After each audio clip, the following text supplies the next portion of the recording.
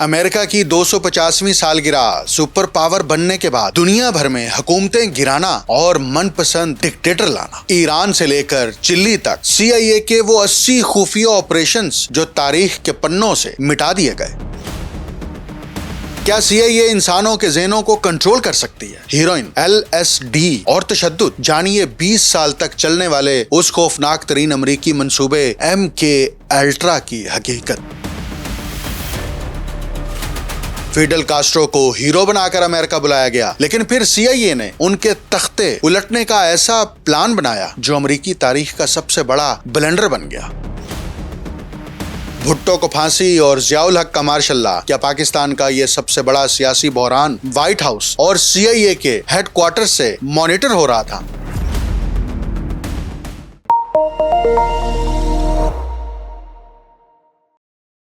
آپ دیکھ رہے ہیں انٹولڈ سٹوری ود ڈاکٹر اکمل سومرو۔ امریکہ کتنا طاقتور ہے؟ ملک کی 250ویں سالگرہ منائی جا رہی ہے۔ معاشی، فوجی اور تکنیکی لحاظ سے امریکہ ماضی کے مقابلے میں کہیں زیادہ امیر، مضبوط اور ذہین یعنی چالاک ہو چکا ہے، لیکن عالمی سطح پر اس کی تقابلی پوزیشن اب ویسی نہیں رہی جیسی پہلے ہوا کرتی تھی۔ آئیے معیشت سے شروعات کرتے ہیں۔ 20ویں اور 21ویں صدی کے بیشتر حصے میں مقامی قیمتوں کے لحاظ سے امریکی معیشت دنیا کی سب سے بڑی معیشت تھی، لیکن 2014 میں چین اس سے آگے نکل گیا۔ تو کیا اس کا مطلب یہ ہے کہ امریکہ زوال پذیر ہے؟ طاقتور ہونے اور حاوی ہونے یعنی ڈومیننٹ ہونے میں فرق ہوتا ہے۔ کچھ معاشی پیمانوں پر امریکہ کا غلبہ اب کم ہوا ہے۔ مثال کے طور پر دنیا کے غیر ملکی زر مبادلہ کے ذخائر میں امریکی ڈالر کا حصہ جو نئی صدی کے آغاز کے وقت 70% تھا، وہ گزشتہ سال سکڑ کر تقریباً 57% رہ گیا ہے۔ لیکن امریکی معیشت اب بھی غیر معمولی طور پر مضبوط ہے۔ مارکیٹ کے شرح تبادلہ کے مطابق اس کی GDP اب بھی 32.4 ٹریلین ڈالر کے ساتھ دنیا میں سب سے بڑی ہے، جو چین سے 55% زیادہ ہے۔ امریکہ جنریٹو آرٹیفیشل انٹیلیجنس کی ترقی میں دنیا کی قیادت کر رہا ہے، اور دنیا کا زیادہ تر مالیاتی ڈھانچہ اسی کے کنٹرول میں ہے۔ جہاں تک مادی طاقت یعنی ہارڈ پاور کا تعلق ہے تو اس کا کوئی مقابلہ ہی نہیں ہے۔ امریکہ طویل عرصے سے دنیا کی تاریخ کی سب سے عظیم مسلح افواج کو فنڈز فراہم کرتا آ رہا ہے۔ گزشتہ 2 دہائیوں کے دوران اس نے اپنی مسلح افواج پر دیگر ممالک کے مقابلے میں کہیں زیادہ سرمایہ خرچ کیا ہے۔ کسی بھی ملک کے پاس امریکہ سے زیادہ جدید فوجی ٹیکنالوجی نہیں ہے، اور شاید بڑے پیمانے پر اسے استعمال کرنے کا تجربہ بھی کسی کے پاس نہیں۔ لیکن ڈونلڈ ٹرمپ کے دور میں امریکہ کی سافٹ پاور یعنی نرم طاقت یا ثقافتی اور اخلاقی اثر و رسوخ کا کچھ حصہ ضائع ہو رہا ہے۔ تحقیق اور جدت یعنی ریسرچ اینڈ ڈیولپمنٹ میں امریکہ کی تاریخی برتری کے باوجود ٹرمپ نے ریسرچ گرانٹس کے فنڈز میں کٹوتی کی ہے اور یونیورسٹیوں پر بھی تنقید کی ہے۔ ریسرچ اینڈ ڈیولپمنٹ پر اخراجات کے معاملے میں چین امریکہ سے آگے نکل چکا ہے۔ باصلاحیت افراد کو اپنی طرف راغب کرنے کی امریکی صلاحیت کو بھی موجودہ انتظامیہ کی جانب سے تارکین وطن کے لیے ناپسندیدگی کے رویے نے نقصان پہنچایا ہے۔ امریکہ میں 2025 اور 2026 میں نیٹ مائیگریشن تقریباً 0 رہ سکتی ہے۔ ان بالغ افراد کا تناسب جو ہجرت کے لیے امریکہ کو اپنی پہلی پسند قرار دیتے ہیں، گزشتہ 2 دہائیوں کے دوران 24% سے گر کر 15% رہ گیا ہے۔ یہ واضح نہیں ہے کہ یہ تبدیلی کب تک برقرار رہے گی، تاہم اس ملک کی سب سے بڑی طاقتوں میں اس کی سیاسی متحرکیت اور اپنا رخ بدلنے کی صلاحیت شامل ہے۔ فی الحال امریکہ کی سرحدوں سے باہر کے لوگ احتیاط کے ساتھ ایک ایسے ملک کا مشاہدہ کر رہے ہیں جو اب بھی انتہائی طاقتور تو ہے، لیکن بدلتے ہوئے حالات کی زد میں ہے۔ اب 250ویں سالگرہ یعنی امریکہ کو 250 برس مکمل ہو گئے۔ اب ان 250 برسوں کے دوران امریکہ نے اپنی CIA یعنی خفیہ ایجنسی کے ذریعے سے دنیا میں کیسے آپریٹ کیا، اب میں اس پر بات کروں گا اور بڑی تفصیل سے بات کروں گا، اس لیے آپ کو یہ ویڈیو پوری دیکھنا پڑے گی اگر آپ امریکہ کی ایک تاریخ سے متعلق جس کا CIA کے ساتھ براہ راست تعلق ہے اس کو جاننا چاہتے ہیں۔ امریکی CIA کئی دہائیوں سے دنیا بھر میں خفیہ کارروائیاں کرتی آ رہی ہے۔ ان کارروائیوں نے امریکہ کے بارے میں دنیا کے لوگوں کی رائے کو کس حد تک متاثر کیا ہے۔ امریکہ نے 4 جولائی کو 250 سال مکمل ہونے پر قومی سطح پر تقریبات کا انعقاد کیا۔ امریکہ نے گزشتہ 250 سال کے دوران دنیا کے ساتھ اپنے تعلقات کیسے قائم کیے اور دیگر ممالک پر کیسے اثر ڈالا، ان طریقوں میں اہم کردار امریکی خفیہ ایجنسی CIA کا بھی رہا ہے۔ خفیہ ادارے عام طور پر یہ کہتے ہیں کہ وہ لوگوں کی حفاظت کے لیے بہت سا کام کرتے ہیں اور ان کی بہت سی سرگرمیاں ایسی ہوتی ہیں جن کے بارے میں وہ کھل کر بات بھی نہیں کر سکتے، لیکن CIA کی شناخت صرف حفاظتی اقدامات تک محدود نہیں، اس کی شہرت خفیہ سازشوں اور پس پردہ کارروائیوں کی وجہ سے بھی ہے، اور اس حوالے سے ایک اہم نام ایلن ڈلس کا ہے۔ انہیں CIA کے بانی موماروں میں شمار کیا جاتا ہے، اگرچہ وہ عام لوگوں میں زیادہ معروف نہیں، لیکن اگر وہ آج زندہ ہوتے تو دنیا میں امریکہ کے کردار اور اس کے اثرات کے بارے میں ان سے کئی اہم سوالات کیے جاتے۔ ہمارے ساتھ رہیے کیونکہ ہم آپ کو CIA کی وہ پوشیدہ تاریخ بتائیں گے جو اکثر نظروں سے اوجھل رہتی ہے۔ میں جارج واشنگٹن کا بھی یہاں ذکر لازمی کروں گا، جنہیں امریکہ کا پہلا اسپائی ماسٹر کہا جاتا ہے۔ انہوں نے نیو یارک میں جاسوسوں کا ایک ایسا نیٹ ورک قائم کیا تھا جو امریکی انقلاب کے دوران انہیں نہایت اہم خفیہ معلومات فراہم کرتا تھا۔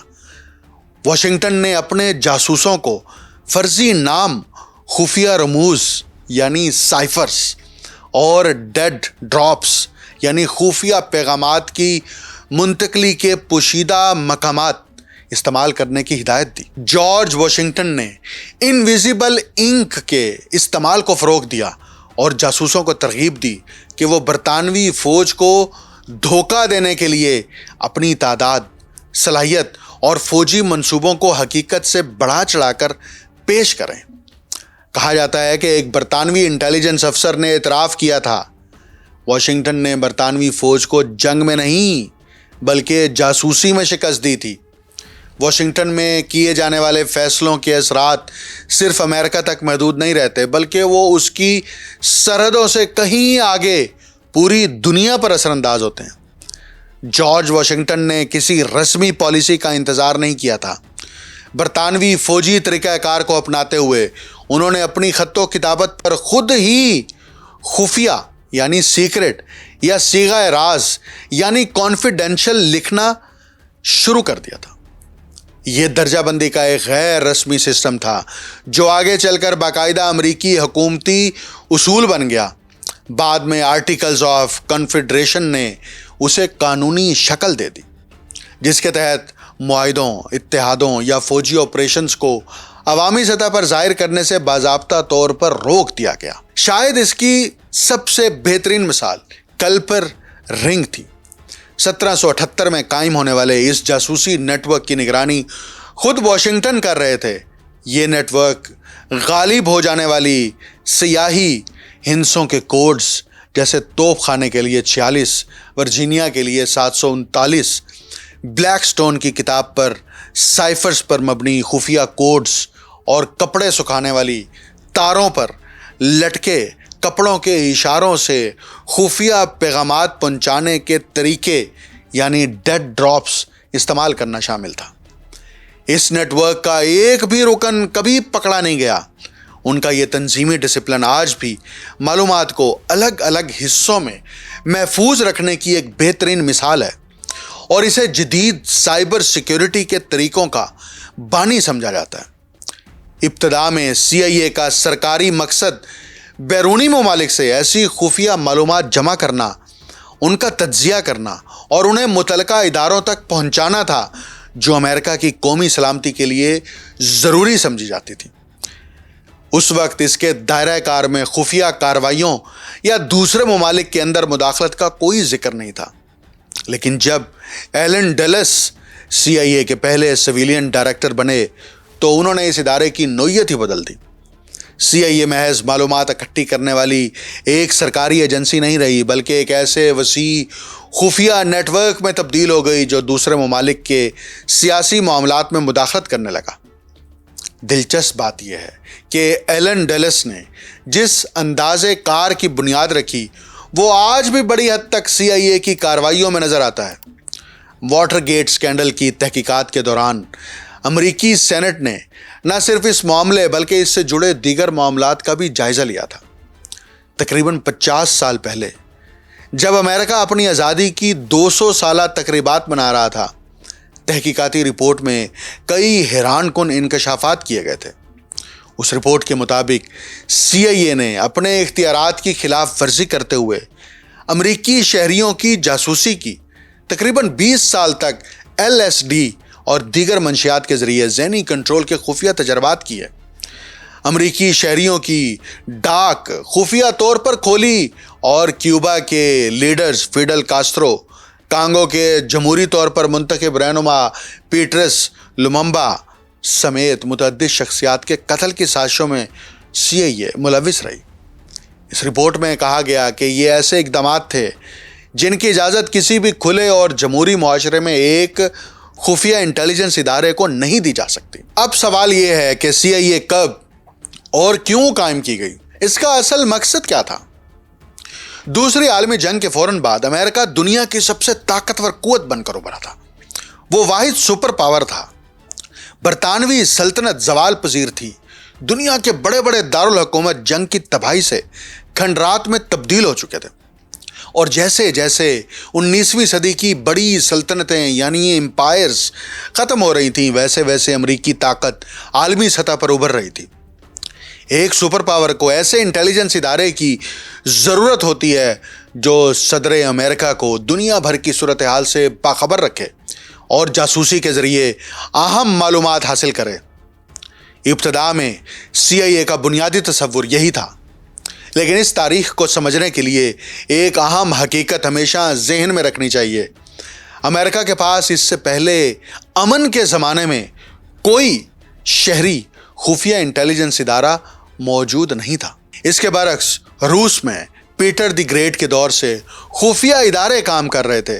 برطانیہ میں ملکہ الزبتھ اول کے زمانے سے انٹیلیجنس کا سسٹم موجود تھا، جبکہ چین میں تو سن تزو نے تقریباً 2600 سال پہلے اپنی مشہور کتاب دا آرٹ آف وار میں جاسوسی کی اہمیت بیان کر دی تھی۔ جب CIA قائم کی گئی تو حقیقت یہ تھی تو پوری طرح معلوم نہیں تھا کہ ایسا ادارہ کیسے چلایا جائے گا۔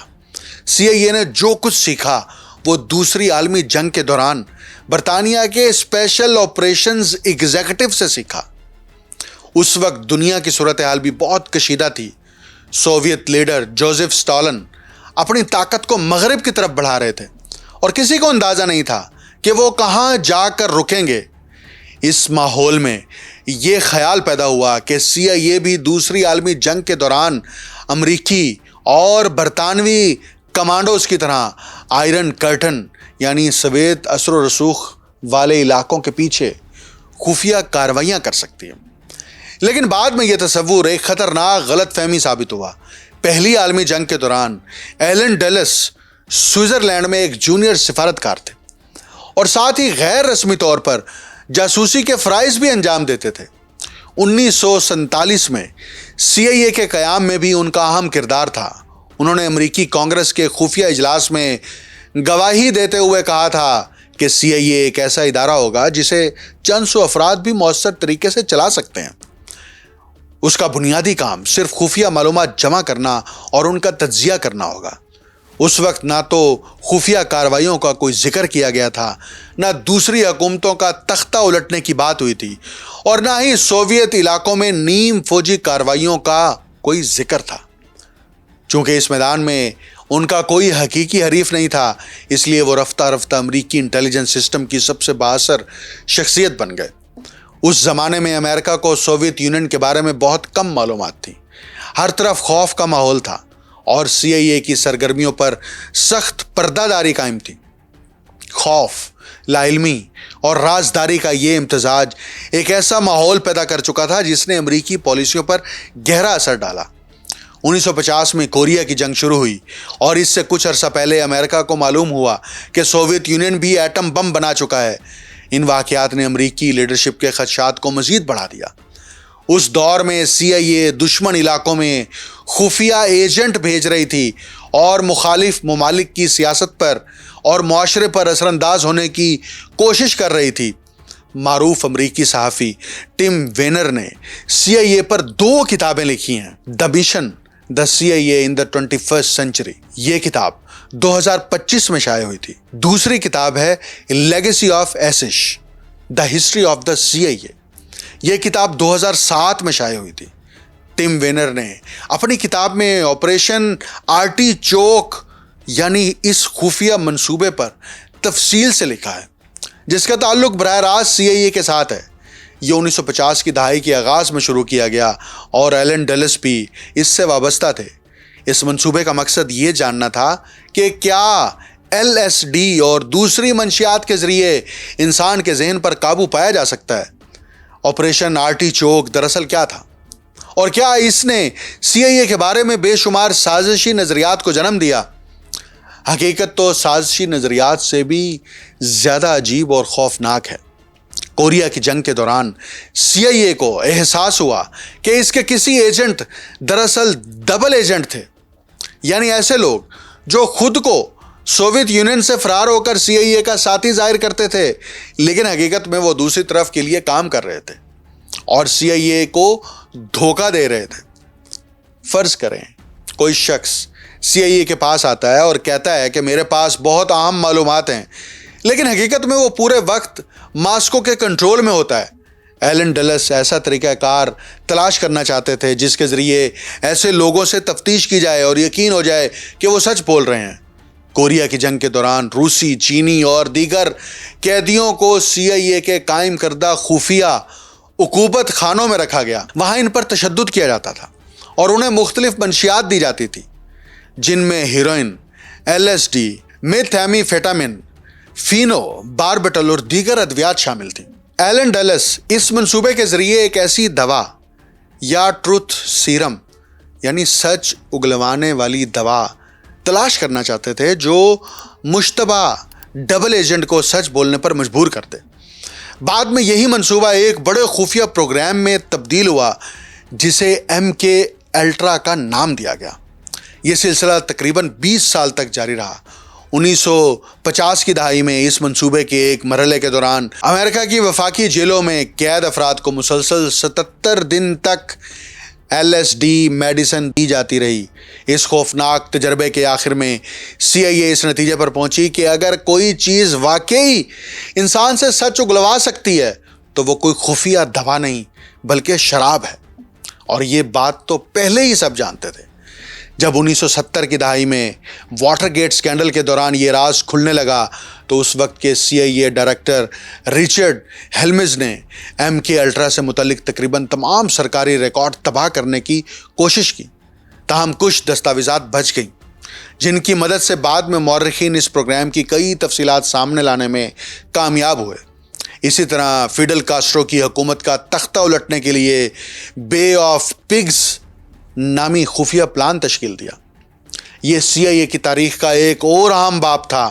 منصوبہ یہ تھا کہ کیوبا سے فرار ہونے والے جلا وطن افراد کو تربیت دے کر کیوبا بھیجا جائے تاکہ وہ فیڈل کاسٹرو کی حکومت کا تختہ الٹ دیں، لیکن یہ منصوبہ بری طرح ناکام ہو گیا۔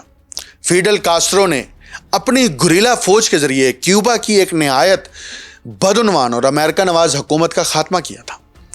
ابتدا میں CIA کے تجزیہ کار کاسٹرو اور ان کے جمہوریت کے وعدوں سے کافی متاثر تھے۔ کیوبا کے انقلاب کے بعد فیڈل کاسٹرو امریکہ بھی آئے تھے جہاں ان کا ایک ہیرو کی طرح استقبال کیا گیا، لیکن جلد ہی امریکی حکومت اس نتیجے پر پہنچی کہ اس نے فیڈل کاسٹرو کو غلط سمجھا تھا۔ امریکہ کو یقین ہو گیا کہ کاسٹرو ایک پکے کمیونسٹ ہیں اور سوویت یونین کے ساتھ مکمل تعاون کر رہے ہیں۔ ایلن ڈلس نے پہلے صدر آئزن ہاور اور پھر جنوری 1961 میں اقتدار سنبھالنے والے نئے صدر جان ایف کینیڈی کو یقین دلایا کہ کیوبا میں حکومت کا تختہ الٹنا ایک آسان کام ہوگا۔ سی آئی اے نے کئی ہزار کیوبن جلا وطن افراد کو گوئتے مالا میں فوجی تربیت دی اور پھر انہیں کیوبا پر حملے کے لیے بھیج دیا۔ اپریل 1961 میں صدر آئزن ہاور نے صدر کینیڈی کو یقین دلایا کہ اس منصوبے کی کامیابی کے امکانات 80% ہیں، لیکن حقیقت یہ تھی کہ اس منصوبے کی کامیابی کا امکان تقریباً 0 تھا، کیونکہ کیوبا کی انٹیلیجنس ایجنسی کو پہلے ہی پوری منصوبہ بندی کا علم ہو چکا تھا۔ بے آف پگز کی ناکامی ایلن ڈلس کے کیریئر کا اختتام ثابت ہوئی۔ اس ناکامی کے بعد وہ سی آئی اے کے سربراہ نہیں رہے۔ جب سوویت یونین ختم ہو گیا تو سی آئی اے خود ایک عجیب صورتحال میں آ گئی۔ لوگ پوچھنے لگے کہ اگر اب کوئی بڑا دشمن ہی نہیں رہا تو پھر دنیا کا سب سے بڑا انٹیلیجنس ادارہ اپنی اہمیت کیسے برقرار رکھے گا؟ پھر کیا ہوا؟ اگست 1998 میں القاعدہ نے مشرقی افریقہ میں واقع امریکہ کے 2 سفارت خانوں پر طاقتور ٹرک بم حملے کیے۔ ایک حملہ نیروبی یعنی کینیا میں اور دوسرا دارالسلام یعنی تنزانیہ میں ہوا۔ اس حملے میں 224 کینیا کے شہری، 12 امریکی جن میں امریکی سفارت خانے میں تعینات سی آئی اے کے 2 افسر بھی شامل تھے، ہلاک ہو گئے۔ اس واقعے نے ایک نئی حقیقت آشکار کی۔ ایک نسبتاً غیر معروف دہشت گرد تنظیم ہزاروں میل دور ایک ہی وقت میں 2 بڑے حملے کرنے کی صلاحیت رکھتی تھی۔ اسی واقعے کے بعد سی آئی اے کی ترجیحات بدل گئیں اور دہشت گردی کے خلاف جنگ اس کا مرکزی مشن بن گئی۔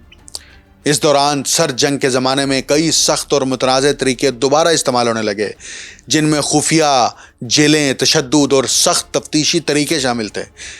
یہاں ایک نقطہ سمجھنا بہت ضروری ہے۔ امریکہ کی خارجہ پالیسی میں بڑا دشمن پہلے سوویت یونین تھا۔ اب دہشت گردی کے نام پر القاعدہ دشمن کی شکل میں نمودار ہوئی۔ یہ حقیقی دشمن تھا یا پھر امریکہ نے دنیا پر جنگیں مسلط کرنے کے لیے ایک پراکسی دشمن تخلیق کیا تھا؟ اس سوال کا جواب میں آپ پر چھوڑتا ہوں۔ اب آتے ہیں آپریشن سائیکلون کی طرف، جو کہ افغانستان میں مجاہدین کو خفیہ طور پر فنڈز اور ہتھیار فراہم کرنے کا سی آئی اے کا ایک خفیہ منصوبہ تھا۔ سی آئی اے کے اہلکار گسٹ ایورا کوٹوس، جنہیں ڈاکٹر ڈرٹی بھی کہا جاتا تھا، اور ٹیکساس کے کانگریس مین چارلی ولسن کی وجہ سے یہ پروگرام ایجنسی کا سب سے بڑا آپریشن بن گیا، جس کے تحت 1987 تک ہر سال $600 ملین سے زیادہ کی رقم افغانستان بھیجی جانے لگی۔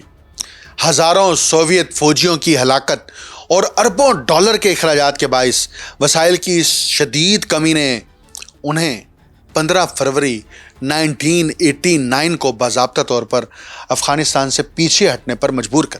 سی آئی اے رفتہ رفتہ ایک ایسی انٹیلیجنس ایجنسی سے جس کا بنیادی کام جاسوسی اور معلومات کا تجزیہ تھا، ایک نیم فوجی ادارے میں تبدیل ہو گئی، جو براہ راست ہدف بنا کر کارروائیاں کرنے اور لوگوں کو قتل کرنے لگے۔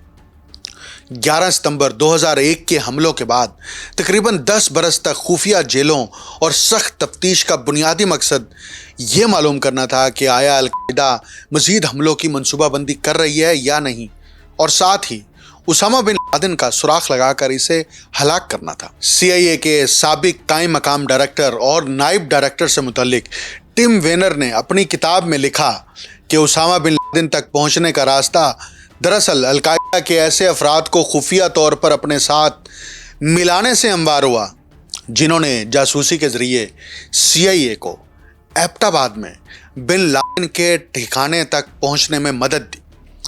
جب ایبٹ آباد میں کارروائی ہوئی تو سی آئی اے ہیڈ کوارٹر میں موجود افسران ٹیلی ویژن پر براہ راست نشریات دیکھ رہے تھے۔ اسی دوران صدر باراک اوباما نے قوم سے خطاب کرتے ہوئے اعلان کیا کہ اسامہ بن لادن مارا جا چکا ہے۔ وائٹ ہاؤس کے باہر جمع لوگ خوشی میں یو ایس اے کے نعرے لگا رہے تھے، اور پھر انہوں نے سی آئی اے کے نعرے بھی لگانا شروع کر دیے۔ یہ سی آئی اے کی ساکھ کے لیے ایک غیر معمولی کامیابی کا لمحہ تھا۔ 11 ستمبر کے بعد صدر جارج ڈبلیو بش نے کہا تھا کہ امریکہ ایک صلیبی جنگ پر ہے۔ ٹم وینر کے مطابق یہ لفظ دنیا کے کروڑوں مسلمانوں کے لیے بہت حساس تھا اور لوگ آج بھی اس بیان کو اتنی ہی شدت سے یاد رکھتے ہیں جتنی اسامہ بن لادن کی ہلاکت کو۔ امریکہ کی 250ویں سالگرہ کے موقع پر یہ سوال انتہائی اہمیت کا حامل ہے کہ CIA کا مستقبل کیا ہوگا۔ صدر ٹرمپ نے تقریباً 1200 ملازمین جو CIA کے ملازمین تھے ان کو فارغ کر دیا، اور وہ کہتے ہیں کہ ان کی توجہ اندرونی معاملات یعنی امریکہ کی داخلی سیاست پر زیادہ ہوگی۔ لیکن دوسری طرف امریکہ کی خفیہ بیرونی کارروائیاں اب بھی جاری ہیں۔ وینزویلا، خلیج میکسیکو، ایران اور کیوبا جیسے معاملات اس کی کلاسیکل مثال ہیں۔ کیا ایسی کارروائیاں CIA کے بغیر بھی جاری رہ سکتی ہیں؟ نہیں۔ وینزویلا میں نکولس مادورو کے خلاف کارروائی میں CIA نے اہم خفیہ معلومات فراہم کی۔ اسی طرح ایران کے خلاف جنگ کے آغاز میں شہید آیت اللہ علی خامنائی کے مقام کا سراغ لگانے میں بھی CIA نے اہم کردار ادا کیا۔ CIA کی اصل طاقت اس کی یہ صلاحیت ہے کہ وہ دوسرے ممالک کے لوگوں کو اپنے لیے جاسوسی پر آمادہ کرتی ہے۔ روس، ایران یا چین کے شہری اگر اپنی حکومتوں کے خلاف معلومات فراہم کریں تو یہ CIA کی کامیابی سمجھی جاتی ہے۔ امریکی خفیہ ایجنسی CIA کی تاریخ سرد جنگ اور اس کے بعد کے دور میں دنیا بھر کی حکومتوں کو تبدیل کرنے، تختہ الٹنے یا سیاسی مداخلت کرنے کے آپریشن سے بھری پڑی ہے۔ کچھ آپریشنز کو خود امریکی حکومت بعد میں پبلک کر چکی ہے، یعنی ڈی کلاسیفائڈ ڈاکومنٹس ریلیز کر چکی ہے، جبکہ کچھ پر شدید شواہد موجود ہیں۔ یہاں ان اہم ترین ممالک اور آپریشنز کی فہرست میں آپ کے ساتھ شیئر کرتا ہوں جہاں CIA نے براہ راست یا بالواسطہ رجیم چینج میں حصہ لیا۔ ایران 1953 میں آپریشن بوٹ، یہ CIA کا سب سے مشہور اور پہلا بڑا کلاسیفائڈ آپریشن تھا۔ ایران کے جمہوری طور پر منتخب وزیر اعظم محمد مصدق نے ملک کی تیل کی صنعت کو نیشنلائز کیا، جس سے برطانوی اور امریکی مفادات کو دھچکا لگا۔ CIA نے برطانوی انٹیلیجنس کے ساتھ مل کر مظاہرے کرائے، فوج کو اکسایا اور مصدق کی حکومت کا تختہ الٹ کر شاہ ایران کو دوبارہ مکمل اقتدار دلایا۔ پھر 1954 میں گوئتے مالا کا آپریشن، یہ آپریشن BB سکسیس کہلاتا ہے۔ گوئتے مالا کے جمہوری صدر جیکوبو آربنز نے زرعی اصلاحات شروع کی، جس سے ایک امریکی کمپنی یونائٹڈ فروٹ کمپنی کی زمینیں متاثر ہو رہی تھیں۔ CIA نے نفسیاتی جنگ یعنی سائیکولوجیکل وارفیئر کے ذریعے اور ایک چھوٹی باغی فوج کی فنڈنگ کے ذریعے صدر آربنز کو استعفیٰ دینے پر مجبور کر دیا، جس کے بعد وہاں کئی دہائیوں تک فوجی آمریت رہی۔ پھر 1960 میں کانگو کا آپریشن۔ کانگو کی آزادی کے بعد پہلے منتخب وزیر اعظم پیٹرس لوممبا نے سوویت یونین سے مدد مانگنے کا اشارہ دیا، جس پر امریکہ اور بیلجیم تشویش میں مبتلا ہو گئے۔ CIA نے لوممبا کے مخالفین کی مدد کی، جس کے نتیجے میں انہیں گرفتار کر کے قتل کر دیا گیا، اور بعد میں امریکہ نواز ڈکٹیٹر موبوتو سیسی سیکو اقتدار میں آیا۔ پھر آپریشن آتا ہے برازیل کا 1964 میں۔ برازیل کے بائیں بازو کے صدر جواؤ گولاٹ کی حکومت کے خلاف CIA نے پس پردہ رہ کر مظاہروں کی فنڈنگ کی اور برازیلی فوج کے جرنیلوں کو بغاوت کے لیے ہری جھنڈی دکھائی، جس کے بعد برازیل میں فوجی آمریت قائم ہوئی۔ پھر ہے انڈونیشیا کا آپریشن، یہ 1965 سے 1967 کے درمیان ہے۔ انڈونیشیا کے پہلے صدر سکارتو کا جھکاؤ کمیونسٹ بلاک کی طرف بڑھ رہا تھا۔ 1965 کی ایک مبہم فوجی بغاوت کے بعد جنرل سہارتو نے اقتدار پر قبضہ کرنا شروع کیا۔ CIA نے انڈونیشیا کی فوج کو کمیونسٹ رہنماؤں اور ہمدردوں کی فہرستیں فراہم کرنا شروع کی، جس کے نتیجے میں لاکھوں لوگوں کا قتل عام ہوا اور بالآخر سکارنو کو ہٹا کر سہارتو صدر بن گئے۔ پھر ہے چلی کا آپریشن، یہ سر جنگ کا ایک اور بدنام ترین واقعہ ہے۔ چلی میں سوشلسٹ صدر سلواڈور الیندے جمہوری طور پر منتخب ہوئے تھے۔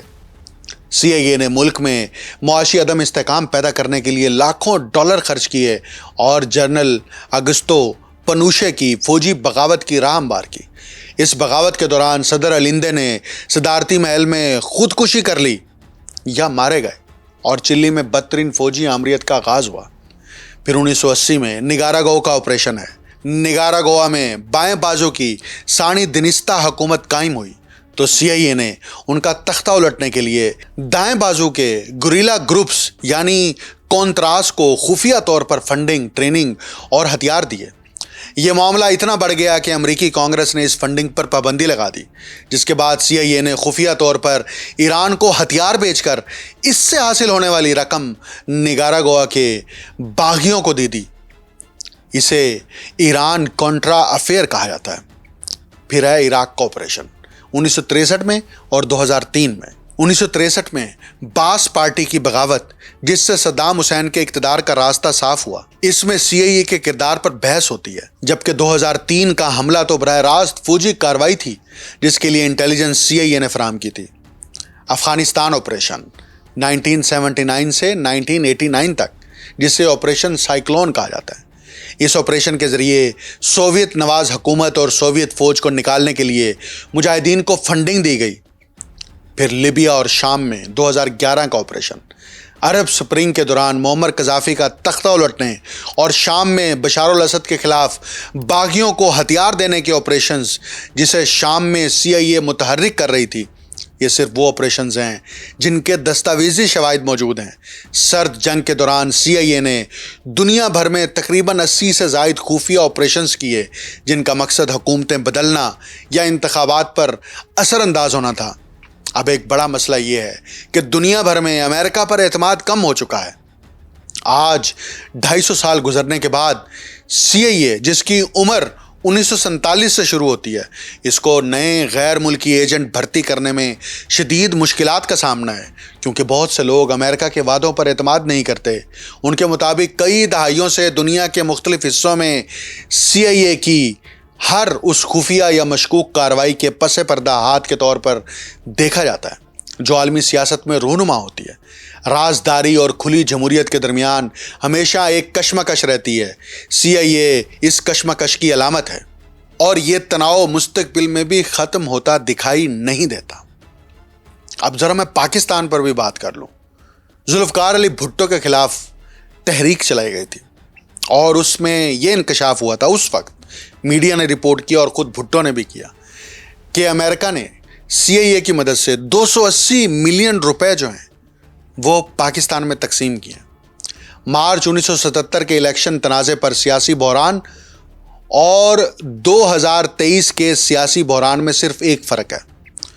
وہ بحران الیکشن کے بعد پیدا کیا گیا اور یہ الیکشن سے پہلے پیدا کیا گیا. الیکشن کے بعد اتحادی جماعتوں نے 4 مہینوں بعد ہی مارشل لا لگوا دیا. دونوں سیاسی بحران کے پیچھے ایک قدر مشترک ہے اور وہ ہے امریکی سی آئی اے کی مداخلت.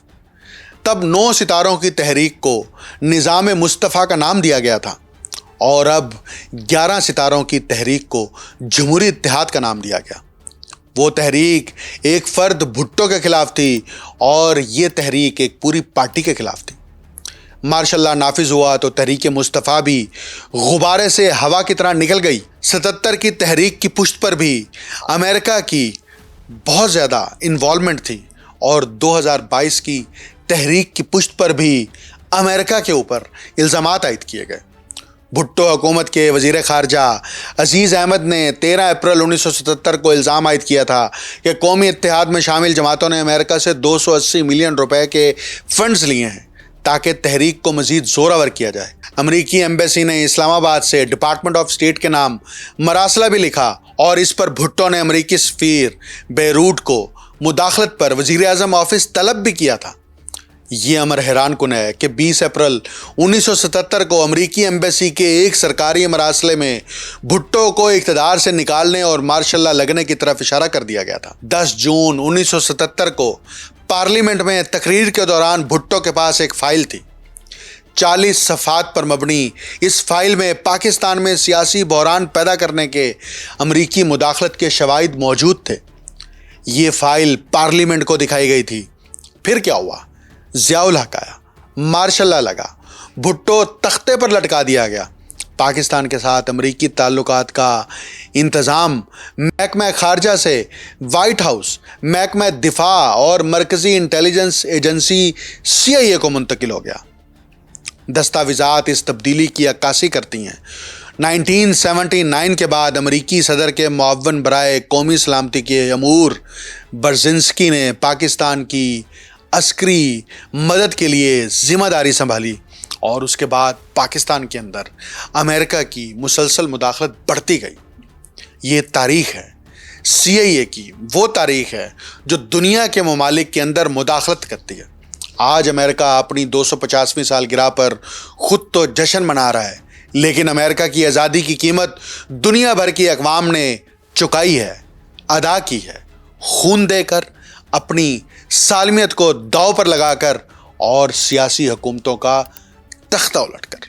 مجھے ڈاکٹر اکمل سومرو کو اجازت دیجیے۔ اللہ حافظ۔